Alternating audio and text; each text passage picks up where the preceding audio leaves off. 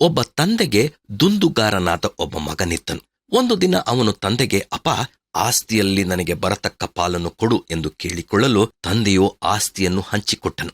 ಆ ಮಗನು ದೂರ ಪ್ರದೇಶಕ್ಕೆ ಹೋಗಿ ಕೆಟ್ಟ ಸ್ನೇಹಿತರ ಜೊತೆ ಸೇರಿ ಎಲ್ಲಾ ಹಣವನ್ನು ಹಾಳು ಮಾಡಿದನು.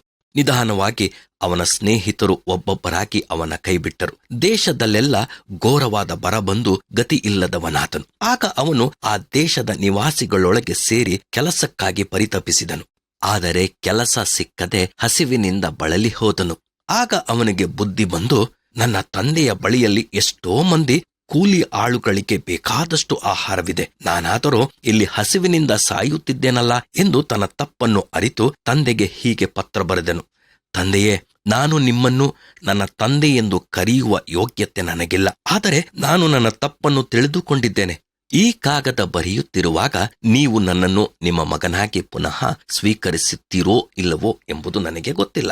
ನಾಳೆ ನಾನು ನಿಮ್ಮ ಮನೆಯ ಮುಂದೆ ಹಾದು ಹೋಗುವ ರೈಲಿನಲ್ಲಿ ಪ್ರಯಾಣ ಮಾಡುವೆನು. ನೀವು ನನ್ನನ್ನು ಕ್ಷಮಿಸಿದ್ದೇಯಾದರೆ ನಮ್ಮ ಮನೆಯ ಮುಂದಿರುವ ಮರದ ಮೇಲೆ ಒಂದು ಬಿಳಿ ಬಾವುಟವನ್ನು ಕಟ್ಟಿರಿ. ನಾನು ಅದನ್ನ ನೋಡಿದಾಗ ನೀವು ನನ್ನ ಪಾಪಗಳನ್ನು ಕ್ಷಮಿಸಿದ್ದೀರಿ ಎಂದು ನನಗೆ ಗೊತ್ತಾಗುತ್ತದೆ. ಇಲ್ಲದಿದ್ದರೆ ನಾನು ನನ್ನ ಜೀವನವನ್ನು ಒಡನೆಯೇ ಕೊನೆಗೊಳಿಸುತ್ತೇನೆ.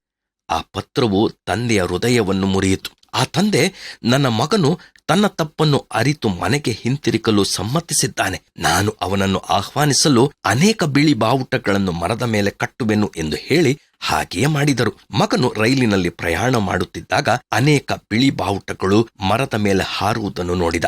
ಅವನ ಕಣ್ಣುಗಳು ಕಣ್ಣೀರಿನಿಂದ ತುಂಬಿದವು ಮತ್ತು ತಂದೆಯ ಹೃದಯವು ಎಂತಹ ಮಹತ್ತಾದದ್ದು ಎಂದು ತಿಳಿದುಕೊಂಡನು.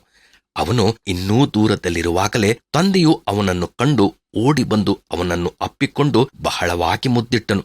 ಮಗನು ತಂದೆ ಬಳಿ ಕ್ಷಮೆಯಾಚಿಸಿದನು. ಪಶ್ಚಾತ್ತಾಪದಿಂದ ಜಜ್ಜಿ ಹೋದ ಮನಸ್ಸನ್ನು ದೇವರು ತಿರಸ್ಕರಿಸುವುದಿಲ್ಲ ಎಂದು ಬೈಬಲ್ ಹೇಳುತ್ತದೆ.